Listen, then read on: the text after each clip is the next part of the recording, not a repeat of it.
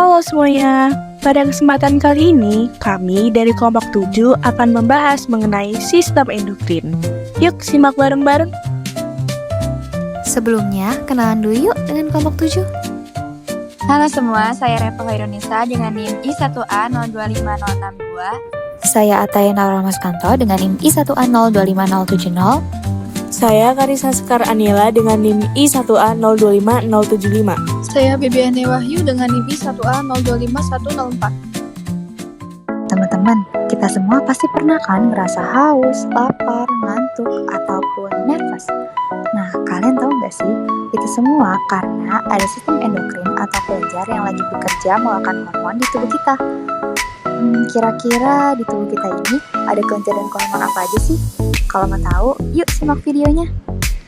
Jadi, sistem endokrin adalah jaringan kelenjar yang menghasilkan zat-zat untuk digunakan di dalam organisme. Tapi kalian tahu gak sih, banyak yang mengira sistem endokrin dan sistem saraf itu sama. Padahal mereka dua sistem yang berbeda loh. Kalau sistem endokrin adalah sistem kelenjar tanpa saluran yang menghasilkan hormon kemudian mengedarkannya melalui darah untuk mengatur organ tubuh. Sedangkan sistem saraf menggunakan sinyal listrik dan kimianya agar neuron dapat saling berkomunikasi satu sama lain. Nah, sekarang kita udah tahu kan apa itu sistem endokrin. Sistem endokrin memang bekerja sama dengan sistem saraf untuk mengatur berbagai proses dalam tubuh. Dan hasil kerja dari kelenjar endokrin sendiri disebut dengan hormon. Hormon merupakan zat kimia yang dilepas dalam darah sebagai pembawa pesan untuk mengatur berbagai proses dalam tubuh. Nah, karena kita udah tahu apa itu hormon dan kelenjar, yuk kita kupas satu persatu macam-macam kelenjar dan hormon yang dihasilkan. Yang pertama, kelenjar hipotalamus. Walaupun kecil, dia menjadi pusat kendali tubuh dengan menjaga homeostatis tubuh. Bagian ini terletak tepat di bawah talamus otak dan di atas kelenjar hipofisis. Hipotalamus juga menghubungkan sistem saraf dengan sistem endokrin. Hipotalamus menghasilkan hormon utama untuk mengendalikan kelenjar hipofisis, yaitu hormon releasing dan hormon inhibiting. Dia juga memproduksi hormon ADH dan oksitosin yang nantinya disimpan dan dilepaskan oleh hipofisis posterior. Hipofisis sering disebut dengan master of gland karena dapat mengendalikan berbagai kelenjar endokrin lain. Bagian ini terbagi atas dua lobus, yaitu hipofisis anterior atau adenohipofisis yang bekerja atas kendali hipotalamus yang dikirim melalui pembuluh portal hipotalamus, dan hipofisis posterior atau neurohipofisis yang dikendalikan melalui impuls saraf langsung dari hipotalamus untuk mensekresikan hormon yang ada di hipotalamus. Selanjutnya, kelenjar pineal. Kelenjar kecil ini terletak di dalam otak dekat korpus kalosum yang berfungsi untuk mengatur ritme biologis dan menghasilkan hormon melatonin yang dapat menghambat gonadotropin, FSH, dan LH. Kelenjar tiroid. Kelenjar kupu-kupu ini terletak tepat di bawah kartilago atau jakun pada laki-laki, yang tersusun atas sel folikel yang menghasilkan hormon T3 dan T4 dan sel parafolikuler yang menghasilkan hormon kalsitonin. Kelenjar paratiroid. 4 kelenjar kecil ini menempel di bagian belakang kelenjar tiroid untuk mengatur kadar kalsium dan fosfat dalam tubuh serta menghasilkan hormon paratormon.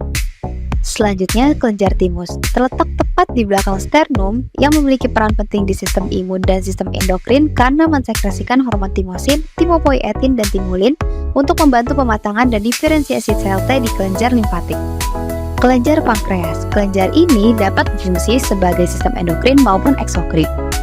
Di sistem endokrin, pankreas menghasilkan hormon yang mengatur gula darah dan tersusun atas sel alfa yang menghasilkan glukagon, sel beta menghasilkan insulin, dan sel delta yang menghasilkan somatostat. Sedangkan di sistem eksokrin, kelenjar ini menghasilkan enzim pencernaan seperti amilase, lipase, dan juga tripsin yang kemudian dialirkan melalui jalur khusus. Kelenjar adrenal. Kelenjar ini juga disebut dengan suprarenal atau anak ginjal karena letaknya di atas kedua ginjal. Dibagi menjadi dua bagian, yaitu korteks dan medula. Di bagian korteks, adrenal memiliki 3 lapisan yang masing-masing menghasilkan hormon, yaitu mineralokortikoid, glukokortikoid, dan hormon seks. Sedangkan di bagian medula diperintah oleh sistem saraf simpatik yang menghasilkan katekolamin, yaitu epinefrin dan norepinefrin. Terakhir, kelenjar gonad. Kelenjar kambing ini bertanggung jawab dalam produksi sel reproduksi dan hormon seksual. Pada wanita terletak di ovarium dan menghasilkan hormon estrogen dan progesteron. Sedangkan pada laki-laki terletak di testis dan menghasilkan hormon testosteron dan estradiol. Baik, selanjutnya kita akan membahas mekanisme kerja hormon. Di dalam tubuh manusia, hormon berperan sebagai utusan kimia yang memastikan setiap sel menerima instruksi yang tepat. Hormon diproduksi oleh kelenjar endokrin seperti hipofisis, tiroid, pankreas, dan adrenal, kemudian dilepaskan ke aliran darah untuk mencari sel target yang memiliki reseptor yang sesuai, seperti kunci yang hanya cocok dengan satu gembok. Beberapa hormon bekerja pada reseptor membran di permukaan sel, seperti insulin dan adrenalin.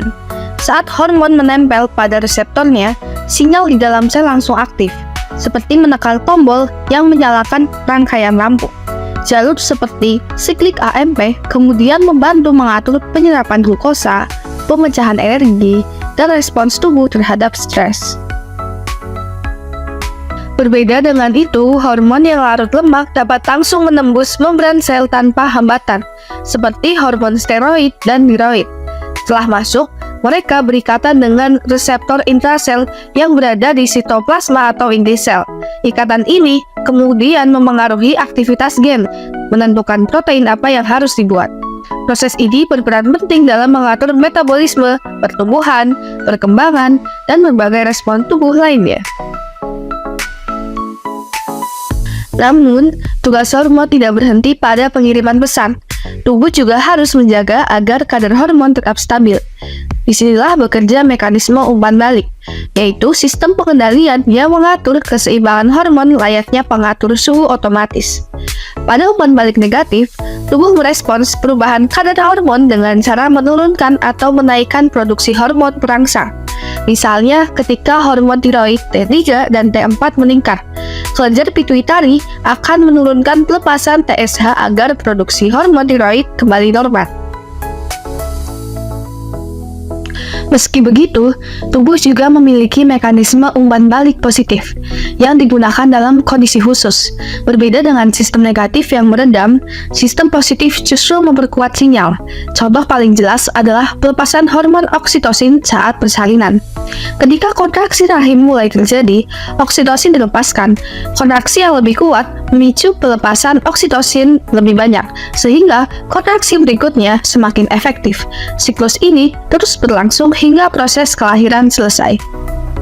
Selanjutnya ada homeostasis. Keberadaan sistem endokrin ini amat penting untuk menjaga homeostasis tubuh, karena hormon yang dihasilkan oleh sistem ini akan dikirim menuju sel target guna membuat sel target melakukan aktivitas untuk menjaga homeostasis tubuh. Contoh yang paling sering kita dengar ada insulin dan glukagon dalam menstabilkan kadar gula dalam darah. Lalu selanjutnya ada faktor risiko yang membuat seseorang mengalami gangguan endokrin. Yang pertama ada meningkatnya kadar kolesterol, lalu riwayat keluarga atau keturunan, riwayat penyakit terhadap gangguan autoimun, pola makan yang tidak baik, kehamilan pada kasus hipotiroid, dan juga operasi, trauma, infeksi, atau cedera serius. Dan yang terakhir, ada jenis gangguan yang sering ditemukan. Yang pertama ada DM atau diabetes mellitus. Terjadi apabila pankreas tidak menghasilkan insulin yang cukup atau tubuh tidak dapat menggunakan insulin yang tersedia dengan optimal. Yang kedua ada tiroid. Gangguan sistem endokrin yang menyebabkan gangguan pada kelenjar tiroid dapat menyebabkan hipertiroid dan hipotiroid. Oh, ternyata yang terakhir adalah upaya mengatasi gangguan sistem endokrin. Yang pertama ada penekanan hormon. Nah, penekanan hormon ini dapat ditangani melalui pemberian obat resep. Dan yang kedua ada terapi penggantian hormon. Dan ketiga ada rutin berolahraga karena menurut anjuran WHO setidaknya orang dewasa yang sehat perlu berolahraga minimal 150 menit per minggu. Nah, setelah kita membahas berbagai aspek dari sistem endokrin, dapat kita simpulkan bahwa sistem endokrin mengatur berbagai proses dalam tubuh melalui hormon yang bekerja lambat namun berdampak menetap. Kelenjar dan hormon menjaga pertumbuhan, metabolisme, serta respons stres melalui mekanisme umpan balik yang menstabilkan kadar hormon. Karena itu, pola hidup sehat penting untuk menjaga fungsi sistem endokrin agar tetap optimal. Wah, nggak kerasa ya kita udah di penghujung video. Segitu dulu ya penjelasan sistem endokrin dari kelompok kami. Terima kasih sudah menyaksikan. Semoga bermanfaat ya. Dadah.